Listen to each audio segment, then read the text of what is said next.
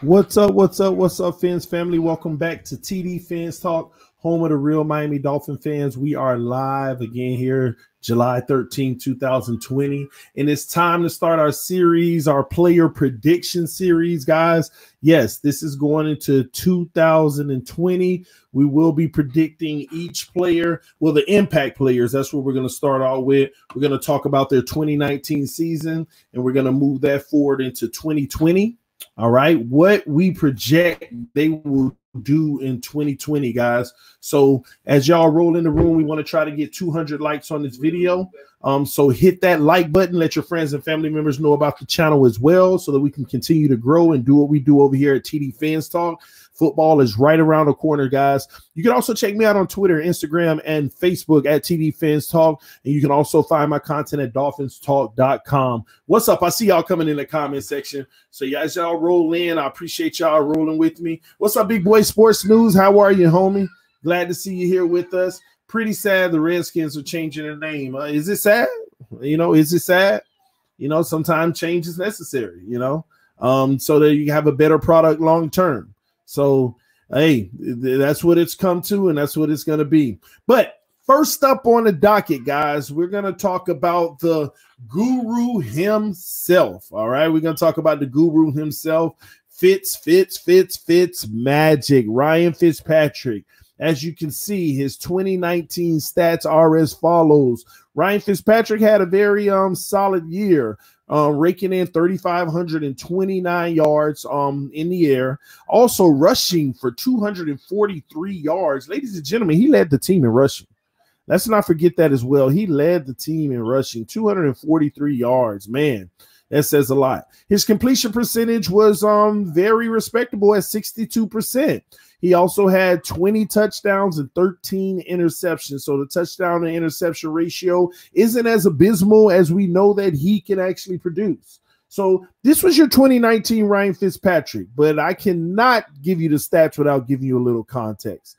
The truth is, last summer around this time, Ryan Fitzpatrick told you the world, he told you all that he's out of shape. He was eating cake all summer, and he should be ready to go week one.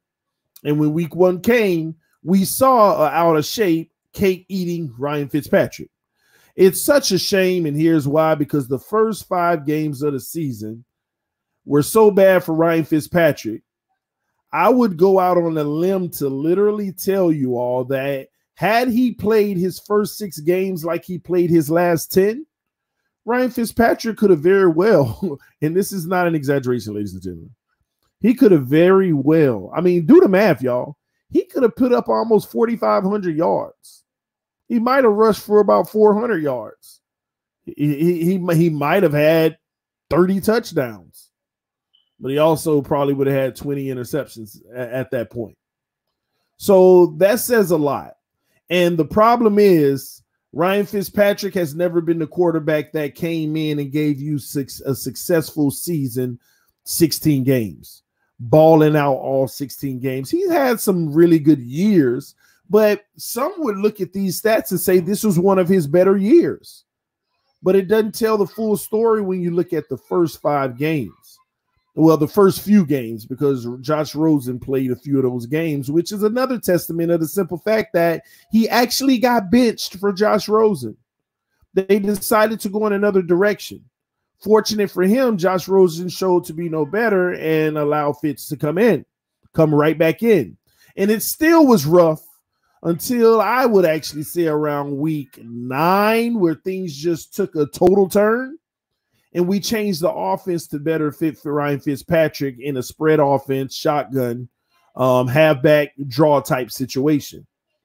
So that's the Ryan Fitzpatrick that we had in 2019. Is that good enough to take us to the playoffs? Some would argue that if he can play consistent like he did at the end of the season all season with the better team around him. But going into 2020, we have a better team around him. We have a much better team around him. He's going to have a defense that's going to be a lot more consistent early on than it was last year.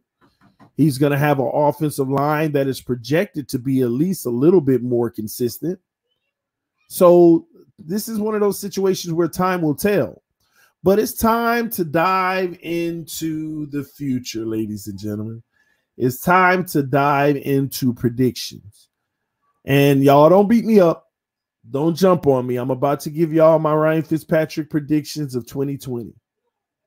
Don't beat me up and don't jump on me. Before I give them, let me just make sure y'all ain't already getting on me. Could have called themselves, oh, y'all talk about great year for Fitzpatrick. Can't wait for his Pro Bowl last dance year. He kept us in the Bills game. What about the whole season? Are we forgetting about the entire season? That's where we can't slip up. We can't talk about the Bills game. We can't talk about, the end of the season.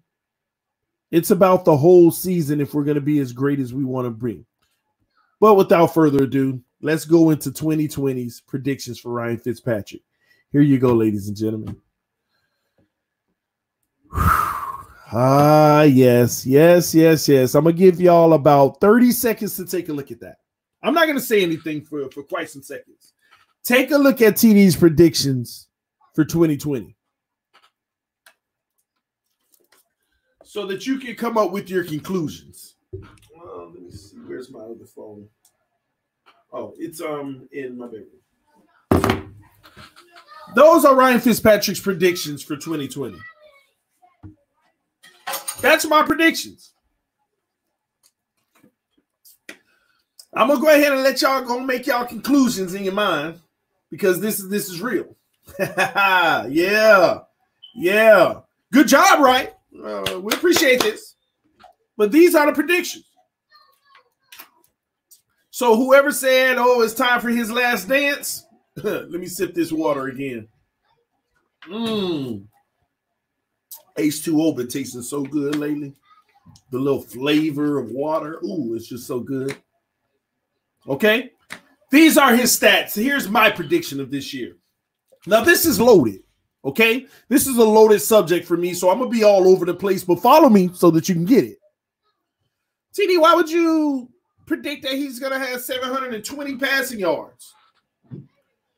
That's like 3 games for him. I don't even think Ryan Fitzpatrick will start 3 games, y'all. But yes, that's about 3 games worth of passing yards for him. So why do you have 720 passing yards, TD? It shouldn't be like 4,000 if he has a good year. First of all, Ryan Fitzpatrick will not be our starting quarterback this year. That is my prediction. That is my prediction. Now, the reason why I put 720 is as if he starts 3 games, just in case we wanted to say, Ryan, start week 1. Ryan, start week 2. Ryan, start week 3. And then comes into it. But that ain't the only scenario. What about the scenario of Tua, start week 1? Tua might get injured. Ryan, start week, whatever week. That's also an injury scenario. Or what about the scenario of Tua? We don't even want to play you. We want to preserve you. Ryan, start week 1. Ryan, start week 2. You're doing it just like last year. Come on, Rosen, it's your turn.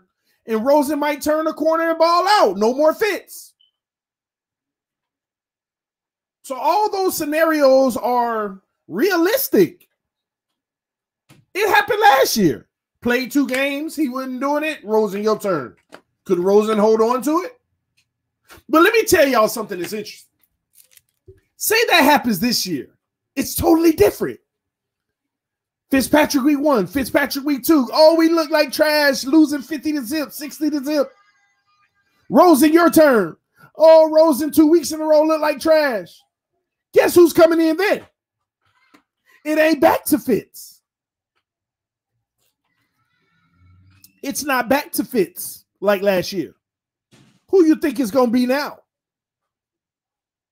Y'all let me know in the comment section. Who you think is going to be now? It's going to be Tua. Fitz bummed out like last time. Rosen didn't help any better. It's time to move on to the future. If that happens. If that happens. But it's so many scenarios. So many scenarios. But this is Fitz bye-bye season, y'all. It don't mean he have to go out with a bang and play 16 games and have his last hoorah. Nobody believes Fitz gonna win us a Super Bowl. So when you're going out like this, you go out gracefully and you help a young guy develop. You help a young guy be great. You help a young guy on the sideline when he come off out of that fire and be like, let me show you what I saw. Let me help you out with this. Make sure you pay attention to this. Next time we might run that same play. I want you to look at this and stick it. Whatever it may be, he's going to be that ultimate coach on the sideline. He's going to be that coach, y'all. That's what Fitz is going to be. It's that simple, man. And that's a good thing. It's not a bad thing. But here are my predictions for Ryan Fitzpatrick. Now, of course, there's another scenario. He starts the season and finishes the season. He starts the season, he's playing bad. They switch quarterback, they're playing bad, and they go back to him. It's still a scenario. But if we're moving on to the future, there's no way Ryan Fitzpatrick starts this entire season. If we go out to invest in a quarterback or if Rosen's getting better, there's no way Ryan Fitzpatrick finishes the season as the starter. And I personally don't think he's going to start at all. But just in case the coaches want to, hey, let's fill it out at first. Let's go at the veteran. We got a chance to beat New England with him. I can understand some of that. If Tua ain't being miraculous. See, if Tua's coming into camp miraculous and Rosen nor Fitz is even close, hey, Tua need to be the starter. But I've already told a lot of y'all, I'm not allowing nobody to make any excuses. If Ryan Fitzpatrick starts week 1, that means Josh Rosen ain't ready yet, and Tua wasn't ready. He's not better than Ryan Fitzpatrick. And I would be concerned about that. I don't want to hear all these people making these narratives of, no, they might want to rest them and protect them. And listen, in the real NFL, ain't no such thing. Let me tell y'all something. Ain't no such thing as protecting these young quarterbacks. Let me help y'all understand something about this NFL. Oh, they did it with Mahomes? No, they had a Pro Bowl quarterback in front of him. They weren't protecting Mahomes. They were trying to win. They didn't think Mahomes was the guy at the time. They had a Pro Bowl winning quarterback holding the ship. They're not looking to, we're going to sit them and groom them. The only people they sit and groom are the ones that have flaws that just aren't ready for the NFL yet. I don't care if it only takes 1 year to fix them, but those are the only people they sit. Nobody sits if they're the best player on the field. Not unless you have a situation where your starter has done so much and he's still good quality, like Flacco's situation. They wanted to move on. They just couldn't officially justify it. They didn't want to sit Lamar Jackson. They had to justify it. But we don't owe that to Ryan Fitzpatrick. We don't owe that. He's not a career guy with us that's won Super Bowls and battled it out in the playoffs. We talk about a one-year guy that won 5 games, and we're treating him like we're acting like Ryan Fitzpatrick been here 20 years. We don't owe him that. So I'm not letting anyone off the hook. If Ryan Fitzpatrick starts this season, then Tua Tagovailoa wasn't better, and he wasn't ready at the time. At least I know he's going to be better, and I hope he is better right now. It's that simple. Oh, well, they're going to protect them. They're going to, let them feel the NFL first. There's no such thing. That's a fantasy that's been floating out here. You tell me one player that was protected. There ain't no protected players unless you just wasn't ready day one. Mahomes was protected. They had a Pro Bowl quarterback in front of them. Mahomes ain't come in this league and they say, hey, this Mahomes guy's better than him. No, they didn't automatically think that. They believed that he could be. And then when he got his shot, he showed that he was. There's the difference. Let me see what y'all got to say. Fitch for 2 weeks and goodbye. Rip already ready to cut ties. If Marino didn't start week 1, why with Tua? Especially with 2 capable QBs. Listen, I'm tired of people comparing Marino. And I hate to be the one that's pretty tough on Marino, but let's keep it 100, man. I don't listen, man. I love Marino. I've always went out on a limb to say he's the greatest quarterback of all time that did win the Super Bowl. But guys, why do we always use Marino as the threshold for somebody who's he ain't with it for us? We fall in love with guys who put up stats, and I love Marino. This ain't hate, but I'm just keeping it 100, man. We fall in love with guys and use them as benchmarks like they actually went to the promised land and accomplished it. Throw me somebody who's won something. People think that is good enough just to compete every year and make the playoffs. No, that ain't the type of fan I am. I want it all. I haven't seen it all in my lifetime. It's 35 years and I haven't seen it. I want it. I ain't trying to be one of those, the Dolphins ain't win one in 60 years and I'm 60. I don't want that. I don't want that. I'm not getting on you, Flipside Fishing, but I'm saying I don't want to compare Marino to Tua. Marino didn't, so why should Tua? Marino ain't win a Super Bowl, but Tua better. That's the difference. That's why. That's why. Maybe Marino should have. How about that? Maybe he should have started year 1. Maybe. Week 1. Maybe that would have been the difference. I don't know. But I can't sit there and start comparing the two. Because Marino didn't start. Come on, man. The worst thing that can happen to us is Tua put up stats like no other and we don't win a Super Bowl. That's the worst thing that can happen to us. Whole bunch of years of almost. That's more nerve-wracking than sucking.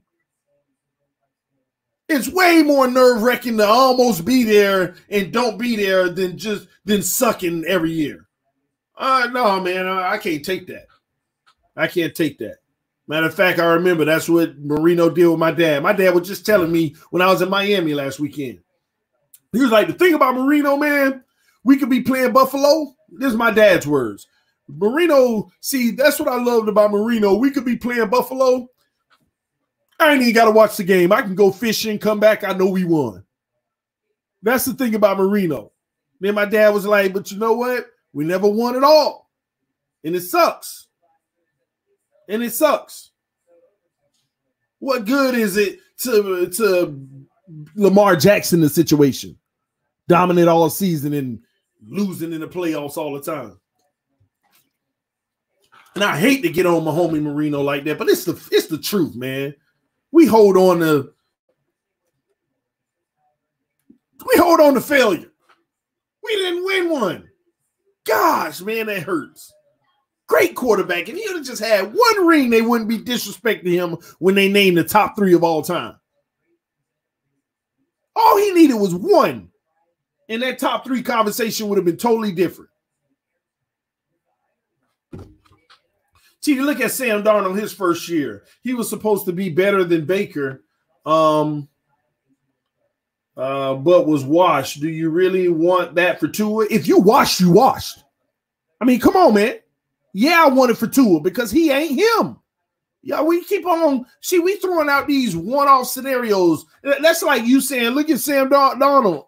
Okay, look at Russell Wilson. How about that? You see, everyone that you could throw at me, they rested and look how they turned out. I could throw somebody who didn't and look how they turned out.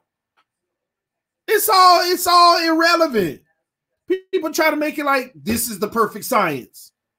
Every time you show me the perfect science of him sitting is the right thing, I can show you a perfect science of him starting right away is the right thing. It's come on, man. Come on. Josh Fernandez said TD Tua not starting. I'm not saying that he is, because if he don't, that just tells me that's a problem. They don't think he ready. If you ain't ready more than Ryan Fitzpatrick, then you're a developmental quarterback. And I fail to believe that Tua is a developmental quarterback. It's that simple for me. I'm not saying he will start. My thing is, if he doesn't, he's a developmental quarterback. That's how I look at it. And I don't think he's a developmental quarterback. That's why I feel like he should start. I like our chances with Tua, man. We have a great coach. Let me get that off. We have a great coach, man, in Flores we trust. I agree. Bro, Tua is the best QB that we have, and that shows it in camp. Why are people trying to have him lose snaps? It's ridiculous to me. I could tell you, here's my opinion, because I don't want to put thoughts in people's brain. But here's why I think that they don't want Tua to start. They scared he gonna fail, man. They scared he gonna fail. The same ones that was raving for him, they nervous now. And I'm telling them, don't be nervous. How can y'all be scared that he gonna fail when somebody who didn't even want to draft him ain't scared that he gonna fail? With the team we built around him, he should definitely succeed. I feel he will.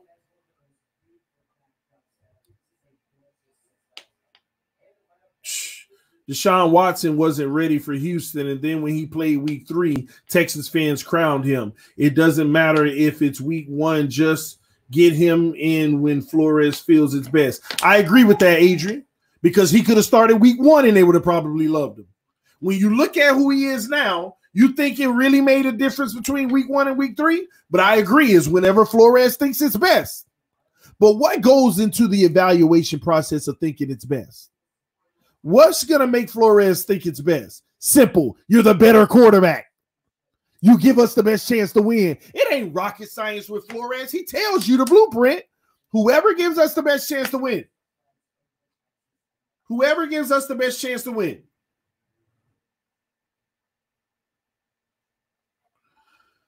If Tua is ready, put him out there. I agree. Are those really his stats? No, that's what his 2020 stats are going to be. I can finally say I'm with you on something, TD. Play the best dang quarterback. You play to win the games. Exactly. Yup, whoever gives us a chance to win, I trust Flores. That's all it is. So see, people don't like that. If they believe in Flores says who gives us the best chance to win, then the story is told pretty easy. If Tua starts, obviously he gave us the best chance to win, and he's better than Ryan Fitzpatrick. If Tua doesn't start, that means he's a project. He's not better than Ryan Fitzpatrick. He didn't give us the best chance to win. They didn't see that he gave us the best chance to win in camp. They said, listen, Fitz gives us the best chance to win to beat the Patriots week 1. Whatever weeks it go up to, Fitz gave us the best chance to win. That's what they see. And in my opinion, separating it, that's a problem to me if Fitz gives us the best chance to win, drafting Tua at number 5. Drafting him at number 5 and Fitz gives us the best chance to win is questionable for me. It makes me wonder, do we have the guy? That's all I'm saying here. This is what I think Ryan Fitzpatrick is going to produce.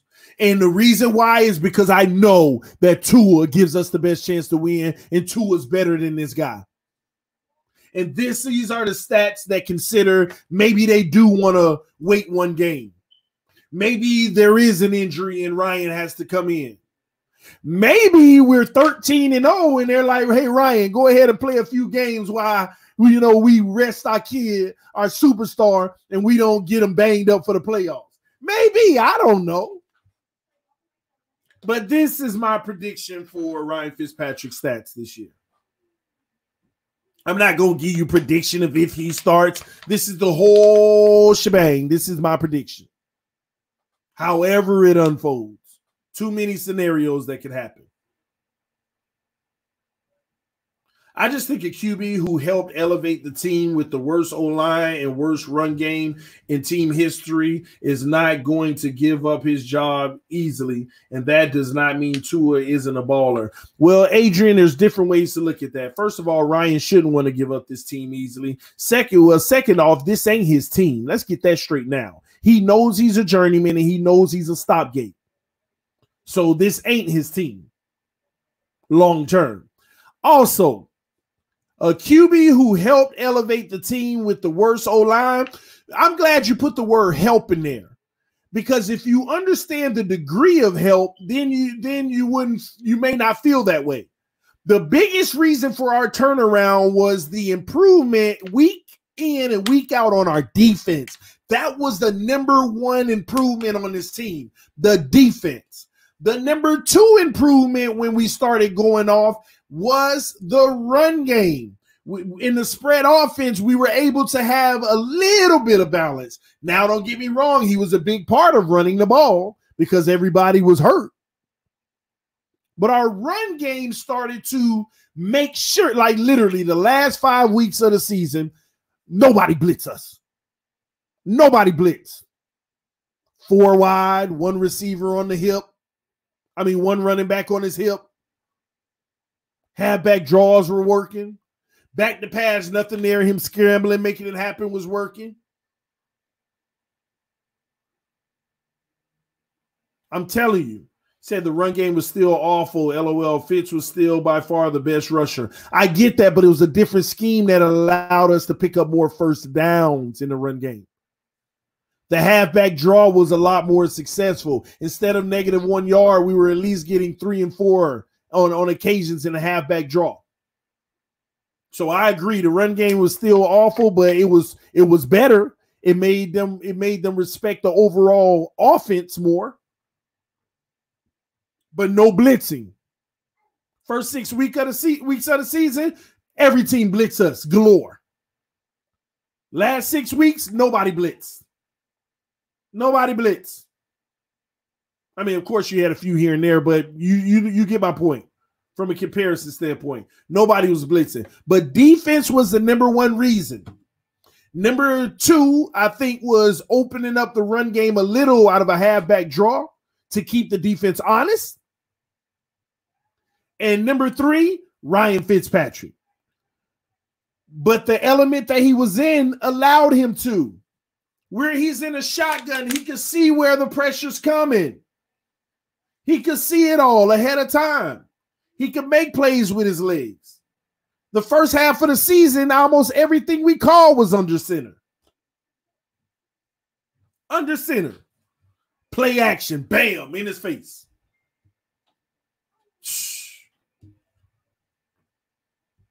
Going from the worst rushing team ever to slightly better is still the worst run game in history. Come on, man. Yeah, Adrian, because you're bucketing it all together.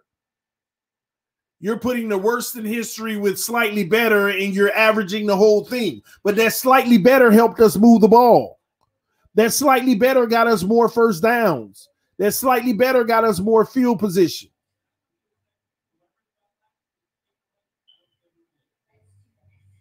So I'm not debating. It's still the worst run game in history almost. I'm not debating that, bro. You're right. But you can't say that being able to get at least a few more yards per carry didn't open things up a little more. Didn't make life a little bit better.